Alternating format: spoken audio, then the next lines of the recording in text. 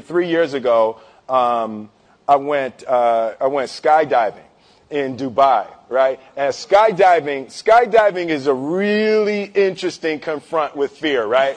So I gotta stand up. I'm sorry, I gotta stand up. All right. So all your friends, what happens? You go out. Oh, sorry. I dropped my thing. So what happens is you go out the night before and you take a drink with your friends and somebody says, yeah, we should go skydiving tomorrow. And you go, yeah, we'll go skydiving tomorrow. Yeah. And you go, yeah. And everybody goes, yeah. Right? And you go home by yourself. You're like, Right? You're like, well, I mean, they was drunk too. Right? So maybe they not, maybe, I mean, we don't have to go. We don't have to do it. So then that night you're laying in your bed and you just keep, and you're terrified. You keep imagining over and over again jumping out of an airplane and you can't figure out why you would do that. Right? And you're laying there and you have the worst night's sleep of your life, but you still have the hope that your friends were drunk. Right? So you wake up the next day and you go, down and you say where you were going to meet and everybody's there. You're like, oh, shit. All right, cool. Right? So you get in the van and you don't know that your friends had the same night that you had because they're pretending like they didn't. They're like, yeah, man, my uncle's a Navy SEAL and, this is going to be great. I've been looking forward to this. And you're like, oh, my God. And your stomach is terrible. You can't eat and everything, but you don't want to be the only punk who doesn't jump out of this airplane.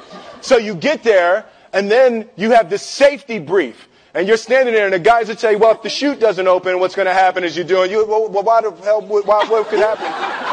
That the chute wouldn't open, right? So you do a thing, and what you do is your first jump, you're attached to a guy who is going, he's going to walk you out. So you go, and you get there, and there's an airplane, and nobody's stopping. Everybody's still going. So you get onto the airplane, and you're sitting there, and it's extra because you're sitting on some dude's lap, some stranger. You're sitting on his lap, and it's like, you're trying to make small talk. Yeah, man. So you be jumping with people all the time, huh? Right? So, and then you just want to make sure, you got kids, right? You got people you need to see, right?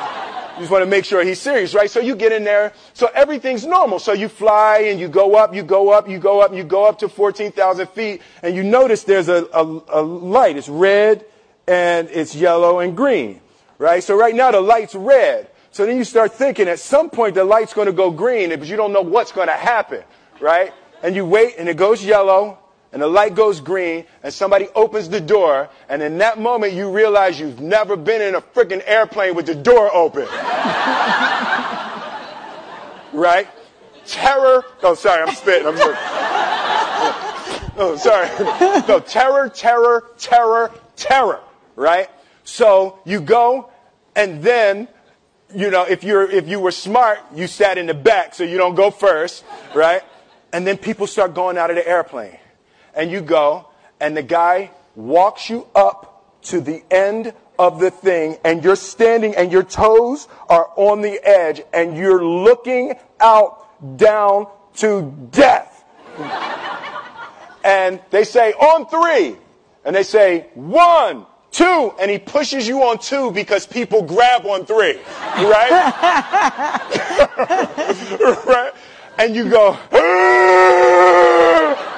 and you fall out of the airplane, and in 1 second, you realize that it's the most blissful experience of your life. You're flying, right? It doesn't feel like falling, right? It's like you actually are kind of held a little bit by the wind, and then you start falling, and there's zero fear. You realize that the point of maximum danger is the point of minimum fear.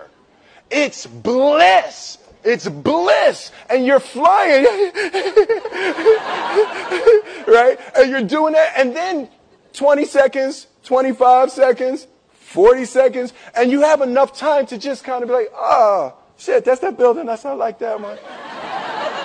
Oh, you can see the ocean. Right? You start doing all of that, and the lesson for me was, why were you scared in your bed the night before? What do you need that fear for? Just don't go. Why are you scared in your bed 16 hours before you jump? Why are you scared in the car? Why could you not enjoy breakfast? What did you need that? The fear is fear of what? You're nowhere even near the airplane. Everything up to the stepping out, there's actually no reason to be scared. It only just ruins your day. You don't have to jump. And then in that moment, all of a sudden, where you should be terrified is the most blissful experience of your life. And God placed the best things in life on the other side of terror. On the other side of your maximum fear are all of the best things in life. You know. Mm-hmm. So that was sorry. So that was, no, it was good. That was my experience with skydiving and fear. All right.